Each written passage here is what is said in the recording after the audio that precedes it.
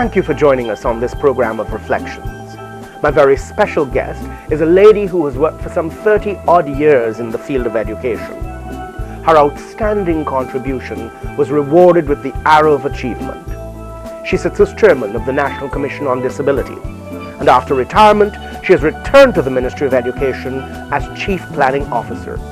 It is my distinct pleasure to talk with Miss Evelyn Hamilton.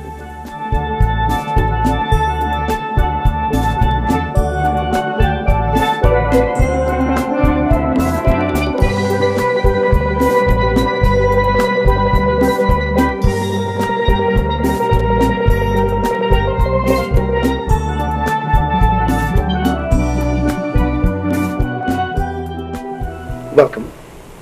And of course, I know that you are head of the planning department at the Ministry of Education, and I know that's a very broad area. But before we get into the details about what you do, let's go back a little bit and talk about what got you to that place. And I want to go back a good little distance.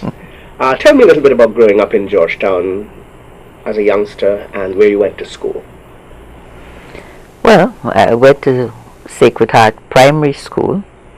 I don't know how much I grew up in Georgetown. I was in Georgetown when I went to school, but my father's business was actually in the interior. So I spent as many holidays as I could in Mahdia and Pataro, and I had 6 brothers. So when I was in the interior, I was running wild all over the place, you know. So for me, I think you could probably describe me as a tomboy. I was really very much running around with my brothers and happily, you know, at the primary kind of school days, you know, before I went to class. What was Sacred Heart like when you went there? Very interesting, you know. Sacred Heart had 2 buildings. You had the girls on one side of the building. I think the girls were to the southern side, the boys' building was to the northern side, and we only met in church, and there were really empty pews in between us when we met in church. We met in church when we had to go to confession before, in preparation for Mass on Sundays, you know. So it was really interesting. And then, of course, when school was over, you know, we would all be together. But, you know, although there were both boys and girls at Sacred Heart, essentially we were separate, you know. And I think there were much smaller numbers of children. Even with the 2 buildings, I don't think we had more than 600 children at Sacred Heart. And when Sacred Heart burned down, it was a Super A school, which meant it had more than 1,000 children, nearly 2,000 children. So, I mean, we talk about different scale. And of course, when I went to Sacred Heart, you still had the nuns there. So it was, I think, quite different to what it was before the fire destroyed it. You know? You went off to Bishops. Yeah. And I know that that would have been a premier high school, and still is. What was it like to win a place at Bishops? Well, I think I was a little overwhelmed. The thing is, Russell, I tell people it's an irony of life that I ended up in education, because I didn't like school. I didn't like primary school. I didn't really like even the beginnings of secondary school. Somewhere around maybe 4th form, I had an epiphany and decided that I should behave better and so on. But I didn't like the requirement that you had to do English at this particular time, at this particular day, you know. I told you already I was running wild with my brothers. So this kind of discipline was a little difficult for me. But eventually, when I could choose subjects and decide what I wanted to do, I think that was better for me. But of course, you had a sense of excitement. In those days, it was not there were not that many children who got scholarships. It was the scholarship, you know, government county scholarship, and So, your parents were proud of you, your family and everything, and there was obviously that kind of excitement. But I think I really began to enjoy bishops maybe 3, 4 years after I was there. What was it like at Bishop's? What kind of environment was it? What happened? It was a very disciplined environment, and one of the things I say to people now with the corporal punishment discussion, that to the best of my knowledge, Bishop's High School has never had corporal punishment and has remained one of the most disciplined schools in Guyana. You walked on one side of the corridor, particular side, depending on the direction that you were going. You had a student system of control within your school. You had in the class, you had a form rep, you had a deputy form rep, who kept a kind of discipline when the teacher was not there. At Bishop's, it was the prefects who rang the bell for school to start. It was the prefects who rang the bell that said that this was the end of the period. A lot of the discipline in the school rested with designated persons in the student body. We were taught responsibility, And so I think that was what I kind of rebelled against in the first place, that kind of discipline, which of course, as an older person, I'm very grateful for, So a lot of that discipline has been lost across the board in the school environment. What do you think this has contributed to in the long run? I don't know. I think that maybe adults we wanted to give children more freedom, and at the same time as we were giving them freedom and we were giving them rights, maybe we ceased to emphasize the responsibilities that went with this capacity to make decisions for yourself and so on. And I think the results are obvious around us. I think because whenever we resort to the easy answer to problems that children have, that young people have, we discover that we're not treating with the root of the problem. We say, young people do this, young people do that, we can't understand young people.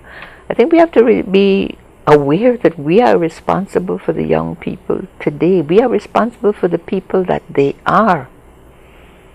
People don't grow up cursing. They don't grow up, they don't know these words as a child. They hear it from somebody. They don't grow up with prejudices. They don't grow up with an inclination to do certain things. This is learned behavior, So,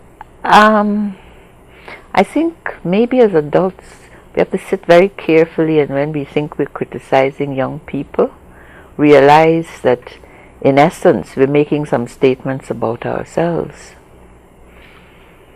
as parents, as teachers. From Bishop's, and of course you're quite young at that point, and I don't think your parents want you to go off yet, so you go work for a short while in the government system. Tell me a little bit about that.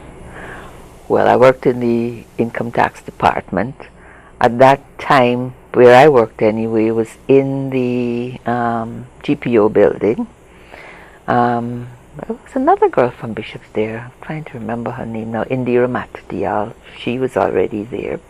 And it was kind of like a receptionist, But the thing that I remember most about it was a very serious business. I had to go to the magistrate's court and swear before the magistrate that anything I saw would, people's files and information would be confidential. And I think nowadays we seem to have lost that. Everybody's business, everybody's hanging everybody's business out and so on. But, and so there I was, I think 17, just barely 17, going to swear. I don't think the magistrate ever raised his head and looked at me. But for me, this was very serious business, because you couldn't touch anybody's file until that had happened, I had to swear to this, what I think was I don't know if it was called the Official Secrets Act, but something similar to that. I enjoyed that actually. It was really quite interesting, the people that you met, people who came to the income tax department. It was a learning experience, working for the first time in my life and being exposed to older persons and the kind of teasing that didn't happen in an all-girls school. Because this, for me, remember, Russell, I came from a Sacred Heart in which girls were on one side of the... I then went to Bishop's, which was an all-girl school. Luckily for me, unlike many of my other, my fellow girls at Bishop's, I had 6 brothers. But this is the first time I'm actually, in an environment with strange young men, So it was interesting, quite interesting. And you stayed there for how long? Just about a year. About a year. What was the next step for you? Then I went to England. I did business administration.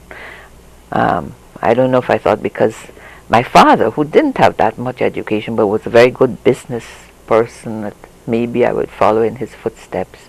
But I liked economics. I liked economics when I was at Bishop's. Marjorie King was one of my favorite teachers, and I really enjoyed economics. So I then did a postgraduate diploma in economic development. And, so that was my sojourn in England for 5 years in England. Whereabouts in England? London, yeah. And I enjoyed London. I loved London as a student. The whole Caribbean Student Union, and you could never be bored in London unless you wanted to be, So that was. How did the weather treat with you? I think I was younger then, and maybe it treated with me better than it would treat with me now, But you had to become accustomed to it, But after a while, for me, the weather was not the thing that I had to become accustomed to. I just had to become accustomed to a different way of life and being on my own and managing my own finances and being disciplined on my own, no one having to say to me, you have to do your work, you have to finish your assignments and so on. This was something that, it had to be an internal process. And in the 60s, when I was in England, there was a lot of turmoil in England in student bodies, and students were going on strike and so on. And I kept saying to them, I come from a family of 9 children, I can't be wasting my time here. I actually had a British Council scholarship, which covered, part of my costs, but my father also supported me in terms of my living requirements. So I felt had a sense of responsibility. I think I developed a responsibility in that sense. Where did you go to school in England? So North London, it's now North London University, What was the education like there? What system of education did they have? Was it a tutor system? It was very much the system I think they have in universities. You had big lectures, 300 people, but then you had tutorials with smaller groups.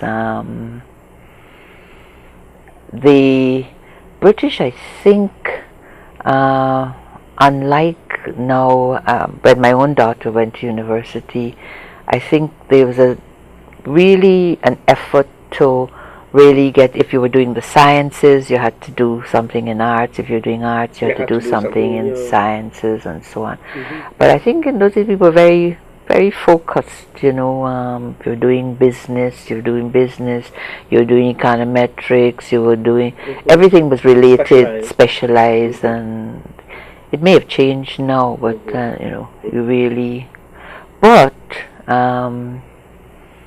I think just the whole opportunity to be in an atmosphere where there was just so much around you where you could learn. I mean, if you liked reading and if you liked history as I did, the British Museum, the libraries and so on, and you got into groups and discussed things, and I think that was new for me, that people would just get together and just discuss issues and so on. I think it was a little different to what we'd been accustomed to at secondary school, and I think maybe we ought to get children more accustomed, young people more accustomed to that. Being involved in decision making about what their lives can be like. Yes. So you come back to Guyana, and I understand you didn't work for very long in Georgetown. You went off rather quickly. Yes. To Linden. Yes, I worked, I think, maybe 1 year at the Ministry of Economic Development, and then I got married. And yes, I went to Linden. So that's where the irony happened. That you get back into education. I went back into education. I was there, and economics was my major, and you were teaching economics and economics and history. History was my minor, and it was my love. I love history, even to today. History is something I read for fun, for enjoyment. I love history. You were teaching at the Mackenzie High School, yes. Yeah. And how many years did you do that for? I think from 72 to 78. In 78, my husband was transferred back to Georgetown. He was working with the head office of what was then, but now became Guy Mine, and Bitco was kind of the, so he became he used to be chief geologist at Linden, and he was chief raw materials officer at Bitco. So we returned to Georgia. In fact, my husband came back, but because I had exam students, I was teaching 5th and 6th form, I joined him maybe 6 months after, because I didn't want to leave my exam students halfway. And I understand those students did very well. Students did very well in the day when I was there. My economics students did very well. And which I think was noted, and people asked me to stay in education when I came back to Georgetown. But now you've got an idea of the system of education in its teaching elements, and of course you've got your background in economics, and this pushes you into more of an administrative role.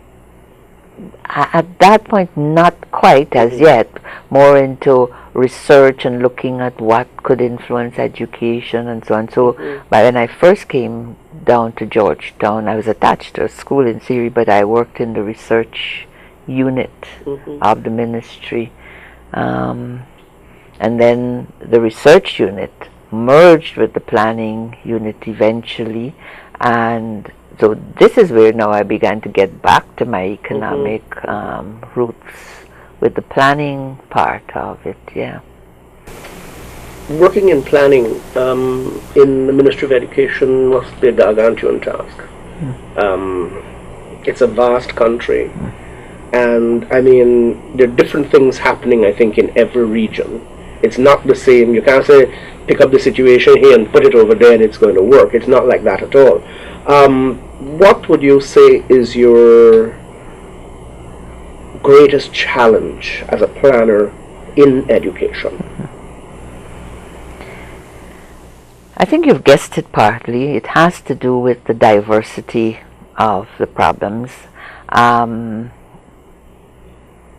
I think we all want the same things, our aims are the same, but we're starting from different realities in the regions, the hinterland regions.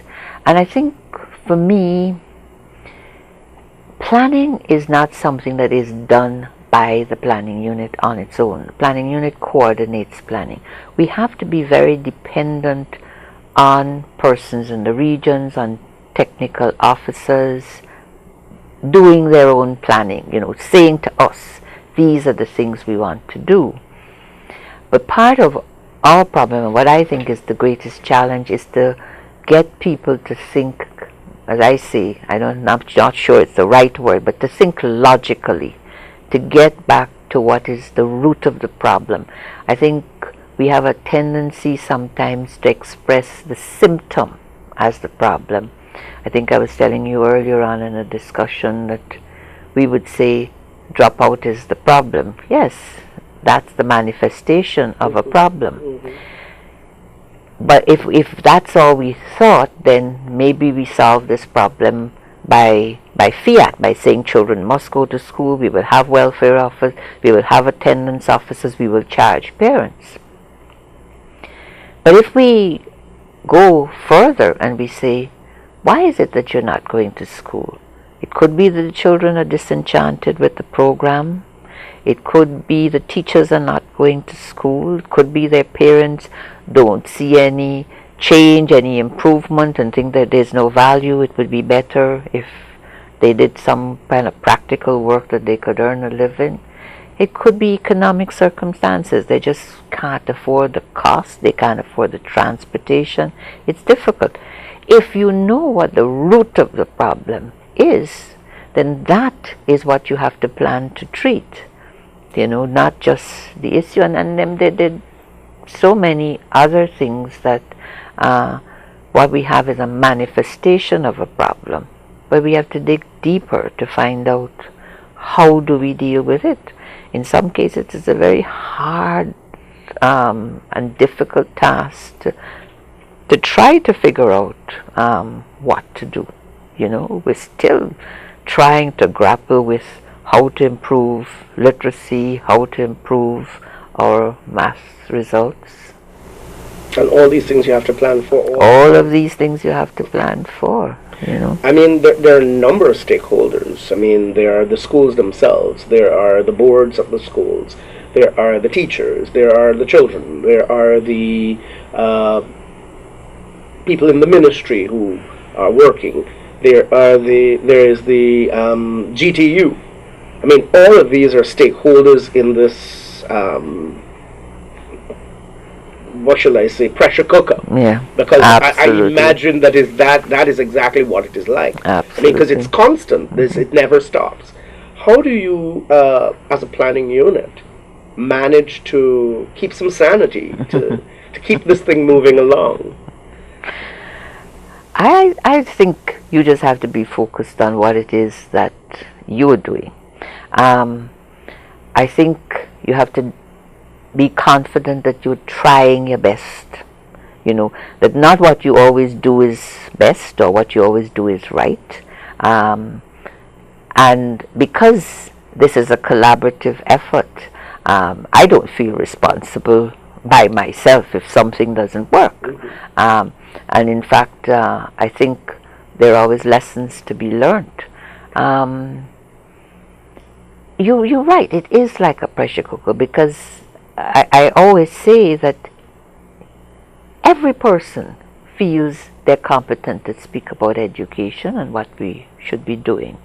Even if they've not been to school, they have in their minds very clear ideas of why maybe they weren't able to go to school, or if they went to school, what they would like to see in school. There are not many people who sit and think, what would I do if I was a doctor? You don't have any experience with it. You don't know anything about it. People have strong views on education. You will never satisfy everybody with anything that you do. I think you just have to listen, work with the technical people, ask probing questions, and in the end, we come up with an agreed strategy that the majority of people feel will be the one that will be successful. We look at what it will cost. We have different options for everything. There are different ways of treating with every issue. Part of what we do in planning is to say, look, this is what this option would cost. Not only sometimes financially, but in terms of human resources. Do we have the capacity to do it this way, And in some instances, it's just not possible. It's just not possible. But very often, sometimes people want you to achieve a target in a specific time frame without the resources that you should have, and again, as a planner, I say, you can say to me, this is the amount of funds I have, this is the resources I have. tell me how long it will take to achieve this end. Mm-hmm. Or you can say to me, I want this to happen in 6 months. How much will it cost? And then I'll tell you how much it costs. Right. You know? So, dealing with the question of, on the one hand, firefighting, I mean, dealing with issues as they come up every single day, and future planning, how do you balance the two out? Because, of course, you've got to deal with the things that come up, whether you like it or not. They come up, so you have to deal with them. But in terms of the future planning, how is that balanced out? For me, that's not so much of a problem. My job is to look at the future. My job is to be focused on the future and to take that long-term planning and translate it into annual programs and so on. Where I think you may be right is that now, with the kind of planning we do, strategic planning says that nothing is set in stone, so that if the conditions change, maybe you have to change strategies. So when you do a strategic plan, you're constantly monitoring, you know, and what is happening. And if the necessity arises, you have to say, look, maybe we should not continue to do this because it's not working, and so on.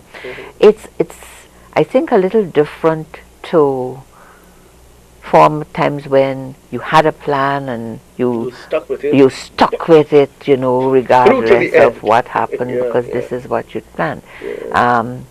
I hope, I mean, sometimes we stick with things longer than we should, I believe. But I think now we're more getting into that modality of reflecting and monitoring and changing as it goes along. Part of my difficulty is to stop people from thinking of firefighting all the time and saying, if you had a more long-term solution, you would not need to be continually firefighting. So that is a challenge. How has the changes in technology affected the way you gather information and use that information? I mean, we've got social media, for instance. Do you get more feedback on what might be happening in the system faster? And is that feedback more useful to you? I think the ministry as a whole does. No, but in recent times we've had, certainly the ministry has become much more open to conversations with people. Whether they want to state their name or not, they can state problems. We have the hotline, we have, as you say, the Facebook page, and so on. For me, the technology works in a different way, and sometimes my challenge is that I have the technology and I have it in my office, in the sense that everyone in my office has access to a computer. We have the software in which we put data and so on. I'm not sure if you're aware, but the statistical unit also comes under the planning unit. But the basic first site for our data is the educational institution. In most cases, we were talking about the school, the technical institute.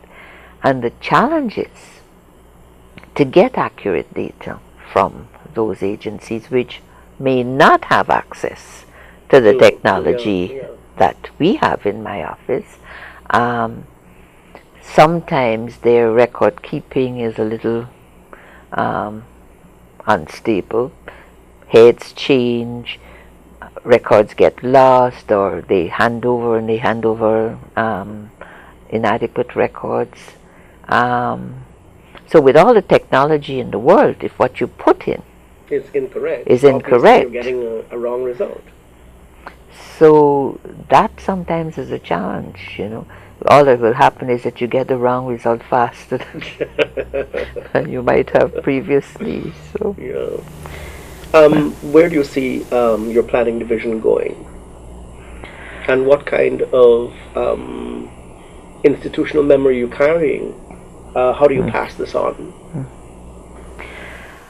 I think planning, let's forget about the planning unit only.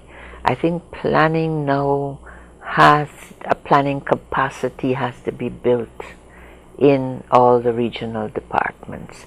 And one thing that we're doing differently this time with our plan, because we are in the process now of developing the 2014-2018 plan.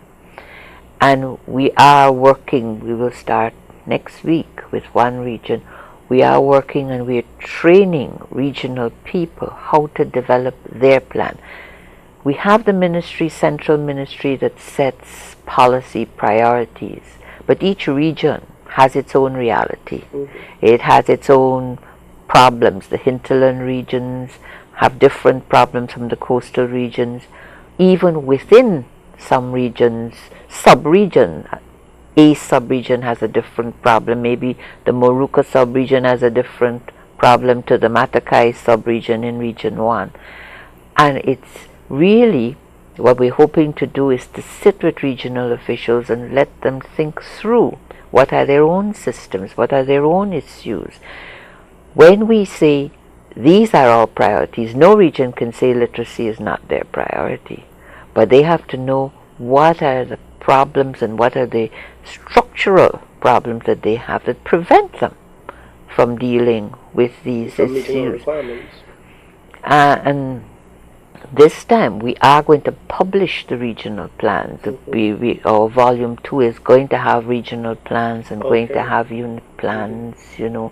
And that will allow you to get feedback as well. That will allow us, and that will allow the region, and it will allow the public at large to also be monitoring what happens in the region in the same way as they say they can tell us what's in the national plan. They will know what's in the regional plan.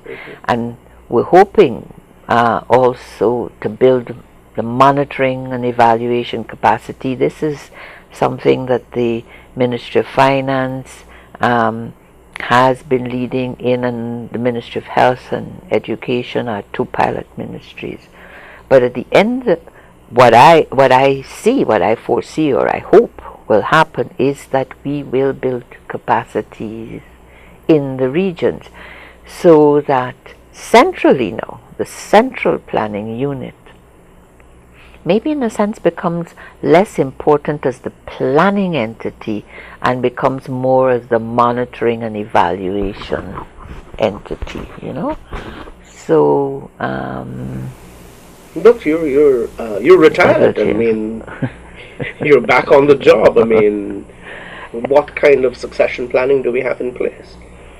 Because that should be in the plan as well, shouldn't it? It should be, and they are young persons. I think my own personal thing is that I will always have to work. I don't know. I will go out working, not necessarily with the Ministry of Education, but you're a working person. But I'm a working person. At home. I am not.